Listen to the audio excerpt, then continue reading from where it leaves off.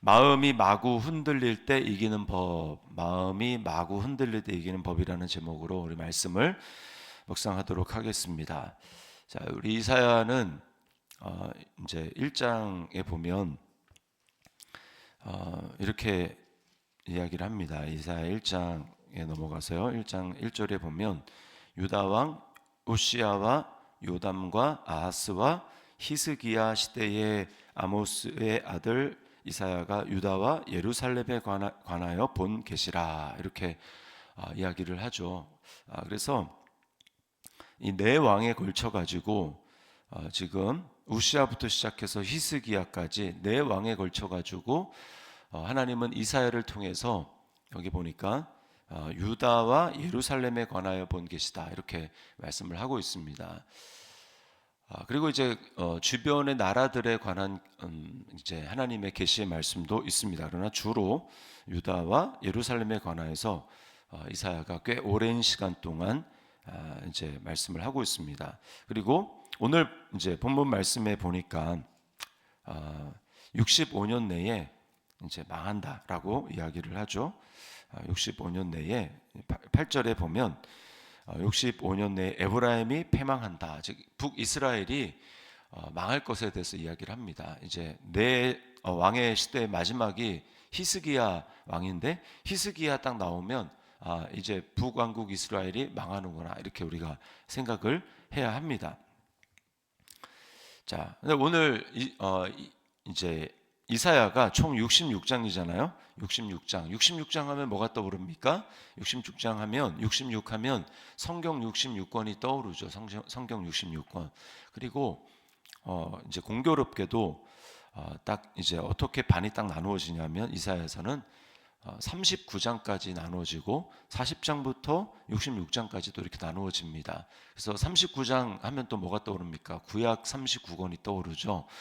39권은 주로 심판에 대한 말씀입니다. 그리고 나머지 이제 40장부터 66장까지 남은 27장은 회복에 대한 하나님께서 이스라엘 이제 유다에 대해서 회복과 위로에 대한 말씀이에요. 그러니까 신약에 대한 것도 거의 내용이 비슷하다 이렇게 우리가 볼 수 있습니다.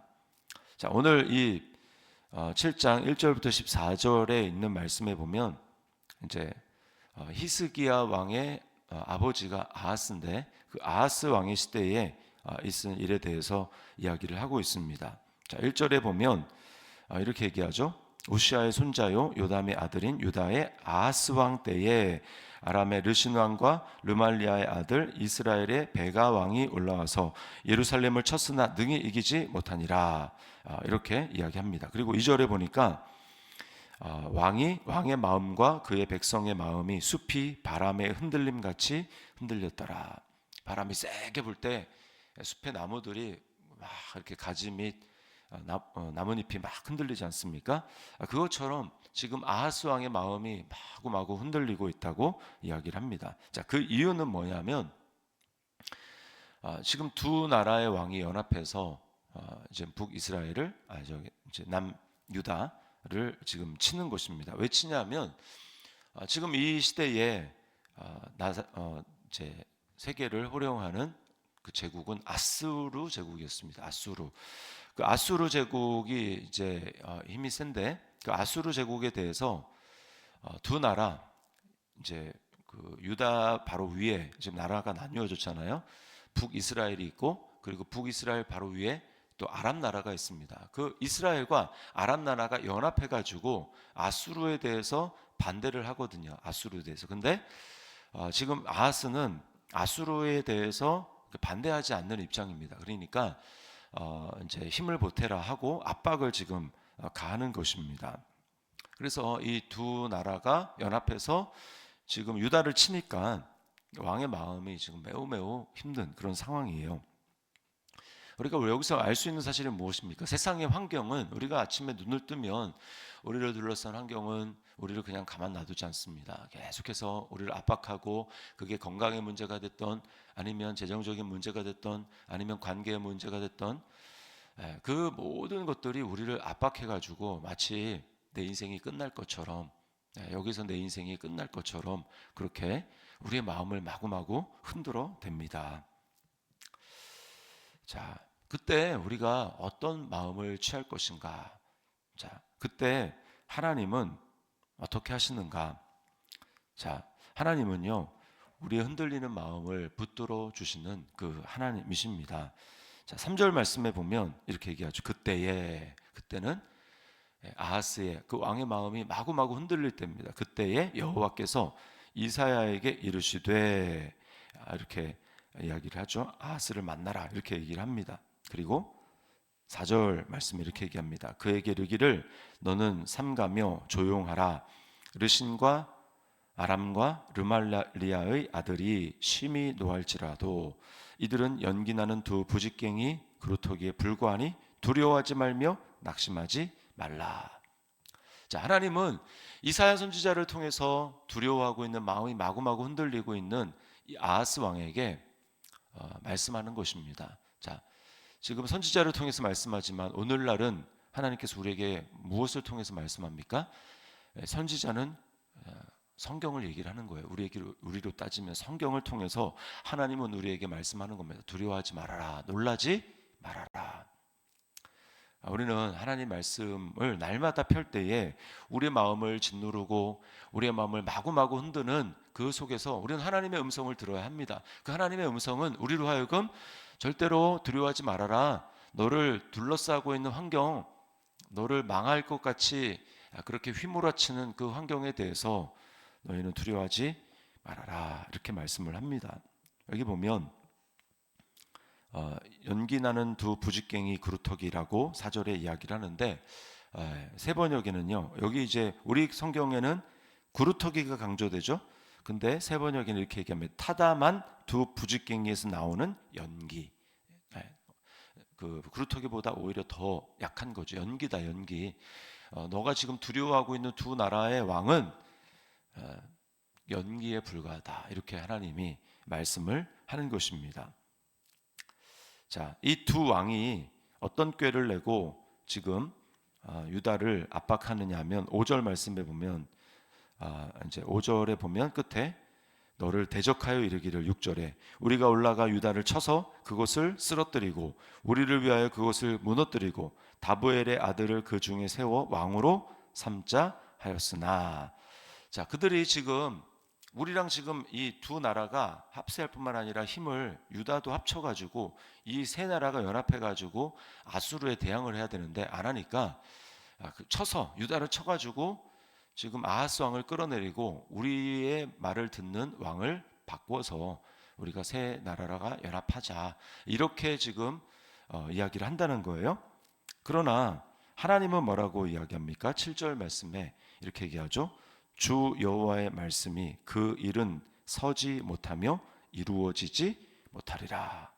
이렇게 이야기합니다. 그리고 더 나아가서 8절에 중반 이후에 65년 내에 에브라임이 패망하여 다시는 나라를 이루지 못할 것이며 라고 말씀을 하고 있습니다. 자, 그들의 계획이 꾀가 서지 못하고 망할 것이다 라고 이야기를 합니다. 그러니까 무서워하지 말라는 거예요. 대단한 것 같지만 곧 망한다 라고 말씀을 합니다. 그리고 8절에 굉장히 중요한 오늘의 핵심 말씀인데요. 이렇게 말씀을 합니다. 9절, 이제 9절입니다. 9절에 에브라임의 머리는 사마리아요 사마리아의 머리는 르말리아의 아들이니라. 만일 너희가 굳게 믿지 아니하면 너희는 굳게 서지 못하리라. 만일 너희가 굳게 믿지 아니하면 너희는 굳게 서지 못하리라. 흔들리는 상황 가운데 우리가 굳게 서기 위해서 반드시 필요한 게 뭐냐면 굳게 믿어야 한다. 굳게 믿어야 한다라는 거예요. 우리가 믿는다고 할 때 뭘 믿을까요?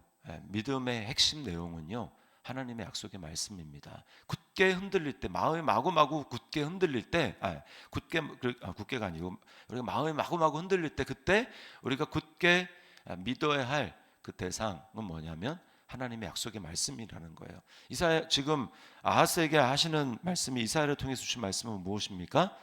두려워하지 말아라. 거기는 두 부직갱이 연기에 지나지 않는다. 굳게 믿어라. 상황이 어렵지만 그 상황을 보지 말고 지금 너에게 약속하고 있는 나를 봐라. 내 말을 신뢰해라. 내 말을 붙들라라고 주님이 말씀하는 거죠.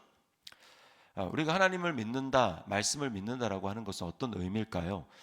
상황을 보기 전에 보기보다 그 말씀을 집중하면서 나에게 말씀하신 지금 말씀하고 계시는 하나님을 우리가 깊이 생각을 하는 것입니다. 하나님을 깊이 생각을 하는 거예요. 그래서 지금 나에게 말씀하시는 그 하나님이 어떤 분이신지를 우리가 묵상해야 합니다. 그리고 특별히 나에게 과거에 하나님이 어떤 일을 하셨는지를 우리가 반드시 기억해내야 됩니다. 네. 과거에 나에게 하나님이 어떤 일을 하셨지? 어려울 때, 내 마음이 흔들릴 때, 그때 주님은 내게 어떻게 하셨지? 그것을 필사적으로 우리가 기억해내야 돼요. 그래서 하나님 나에게 이렇게 하셨지. 하나님은 나를 흔들리고 망하는 대로 내버려 두지 않으시고 내 삶에 개입하셨지. 그 하나님이 지금 나에게 말씀하는 거지 라고 하면서 우리는 그 하나님을 떠올리고 기억해내야 하는 거예요. 그렇게 할 때 나를 지금 당장이라도 죽이려고 하는 그 환경은요, 힘을 잃어버리게 됩니다. 점점 나를 향해 옥죄어오는 그 압박의 힘이 느슨해지기 시작합니다. 더 묵상해야 돼요. 더 그 하나님을 기억해야 됩니다. 말씀을 더 묵상해야 돼요. 그리고 더 나아가서 어떻게 해야 되는가? 그냥 생각만 하면 안 되고요. 입을 열어서 선포해야 합니다. 선포. 찬양하고 감사해야 돼요. 그것이 능력입니다. 자, 먼저 말씀을 깊이 묵상하고 생각하십시오. 하나님이 하신 일을 떠올리십시오. 그 다음에 입을 열어서 하나님은 이런 분이십니다. 하나님은 나에게 이렇게 역사하셨습니다. 하나님은 과거의 내 삶에 이렇게 구원하셨습니다. 하나님은 살아계신 하나님입니다.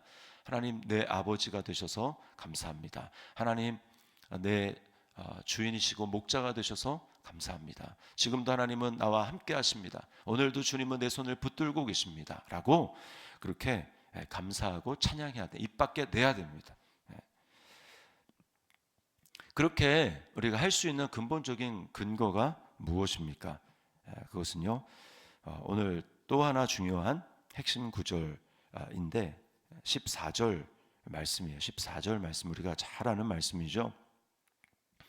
그러므로 주께서 친히 징조를 너희에게 주실 것이라 보라 처녀가 잉태하여 아들을 낳을 것이요 그의 이름을 임마누엘이라 하리라. 이사야 7장 14절은 매우 유명한 구절이잖아요. 자, 이게 우리는 신약을 알고 있으니까 이게 예수님의 나심에 관한 예언이라는 것을 알고 있잖아요. 근데 이 나심에 관한 예언이 어떻게 주어졌는가? 먼저 징조를 구하라고 합니다. 하나님이 이사야를 통해서 아하스에게 11절에 이렇게 말씀하시죠. 너는 네 하나님 여호와께 한 징조를 구하되 깊은 데에서든지 높은 데에서든지 구하라. 이게 뭐냐면 아주 높은 징조, 불가능하게 보이는 징조를 할지라도 너 구해라. 아니면 뭐 미미한 징조라도 한번 구해봐라. 내가 너에게 내가 살아있는 징조, 그걸 보여주겠다. 사인을 보여주겠다라고 이야기를 하는 거예요. 근데 아하스는 뭐라고 얘기합니까? 12절에 아하스가 이르되 나는 구하지 아니하겠나이다. 나는 여호와를 시험하지 아니하겠나이다. 이게 얼핏 보면 굉장히 믿음 있는 고백 같아 보이지만 한마디로 아닙니다. 저는 제가 계획대로 하겠습니다. 제 생각대로 하겠습니다. 하나님을 저는 굳이 막 그렇게 시험하고 저를 그렇게 하지 않으렵니다. 여러분 이게 평상시라면 믿음의 고백이겠지만 지금 하나님이 징조를 구해봐라. 너 지금 마음이 흔들리고 있는데 나의 도움이 필요하니까 너 징조를 구해라 라고 말씀을 하고 있는데도 불구하고 괜찮습니다 라고 이야기하는 것은요, 이거는 매우 교만한 태도인 겁니다. 그러니까 하나님이 그냥 그러면 그래 네 멋대로 살아라. 징조를 구하지 않으니까 네가 마음이 흔들리든지 망하든지 나는 모르겠다. 하나님 그렇게 하신 것이 아니라 자비와 은혜의 하나님은 지금 뭐라고 말씀하는 거예요? 14절에 그러므로 네가 징조를 구하지 아니하므로 그러므로 주께서 친히 징조를 너희에게 주실 것이라. 보라 처녀가 잉태하여 아들을 낳을 것이요 그의 이름을 임마누엘이라 하리라. 여기서 나온 것이 바로 임마누엘에 관한 약속입니다. 임마누엘이 무슨 뜻입니까? 우리와 함께 하시는 하나님이죠. 우리와 함께 하시는 하나님. 그 하나님이 친히 우리 가운데 오셔서 내가 이제 너를 떠나지 않겠다. 내가 너를 버리지 않겠다. 내가 영원까지 너와 함께하겠다. 네 옆에 있을 뿐만 아니라 너 속에 거하겠다. 그렇게 해서 오신 분이 바로 예수 그리스도 보혜사고요. 또 예수님이 떠나가시면서 보내주신 분이 또 다른 보혜사이신 우리 안에 영원히 떠나지 아니하시고 너는 내 것이라 인쳐주신 바로 또 다른 보혜사이신 성령님이십니다. 성령님. 보혜사는요 법률 대리인이라고 생각하면 됩니다. 내 옆에 딱 붙어서 나를 대신해서 모든 것들을 도와주는 그런 분이 보혜사예요. 법률적 도움이 필요하면 법률적 도움을 줄 것이고 또 지혜가 부족하면 나에게 과외 선생님이 되어서 길을 인도해 주실 것이고 그 모든 내게 필요한 도움이 뭐라 할지라도 그것을 옆에서 떠나지 않고 도와주시는 그 분이 바로 보혜사라고 하는 것입니다. 그러니 여러분 흔들릴 수 있는 마음이 마구 흔들릴 수 있는 상황 가운데 흔들리지 않는 근본적인 이유는 우리 안에 보혜사가 함께 하신다라고 하는 사실입니다. 그래서 예수님이 이렇게 말씀하셨어요. 요한복음 16장 33절에 세상에서는 너희가 환난을 당하나 담대하라 내가 세상을 이겼노라. 그 말이 뭡니까? 내가 세상을 이겼는데 그런 내가 너를 떠나지 않고 너와 영원히 함께 하시니 있으니 두려워할 일이 뭐가 있느냐? 걱정하지 말아라. 두려워하지 말아라 라고 말씀합니다. 이것을 진짜 믿었던 바울 사도가 뭐라고 선포합니까? 믿음의 선포, 아까 중요하다고 했죠. 고린도후서 4장 8절부터 10절 말씀에 이렇게 바울이 고백합니다. 우리가 사방으로 우겨쌈을 당하여도 쌓이지 아니하며 답답한 일을 당하여도 낙심하지 아니하며 박해를 받아도 버림받지 아니하며 거꾸러뜨림을 당하여도 망하지 아니하고 우리가 항상 예수의 죽음을 몸에 짊어짐은 예수의 생명이 또한 우리 몸에 나타나게 하려 함이라. 이제 죽을 것 같아요. 이제 이거 십자가 같습니다. 이제 끝날 것 같아요. 그러나 그것을 우리가 짊어짐은 뭐라는 거예요? 그것으로 끝나지 않고 이제는 예수의 생명이 우리 몸에 나타나게 하려 함이라. 그것은 너를 망하게 하려는 것이 아니라 오히려 너 속에 그 문제보다 훨씬 더 크셔서 너를 다시 부활하게 하는, 다시 일으키시는 그 하나님의 크신 능력을 경험하게 할 것밖에 안 된다. 그러니 우리는 절대로 넘어지는 것 같으나 넘어지지 않고 다시 일어서는 존재다.